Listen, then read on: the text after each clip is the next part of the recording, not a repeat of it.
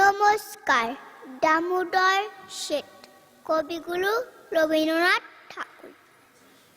অল্পতে খুশি হবে দামোদর শেঠ, কি মুরগির মোয়া চাই, চাই ভাজা ভেটকি, আনবে কটকি দুটো, মটকিতে ঘি এনো, জলপাইগুড়ি থেকে এনো কই দিওনো, চাটনিতে পাওয়া যাবে বোয়ালের পেটকি, চিনে বাজারে থেকে এনো তো গরম চা, কাঁকড়ার ডিম চাই, চাই যে গরম চা, না হয় খরচা হবে, বাটা হবে হেটকি।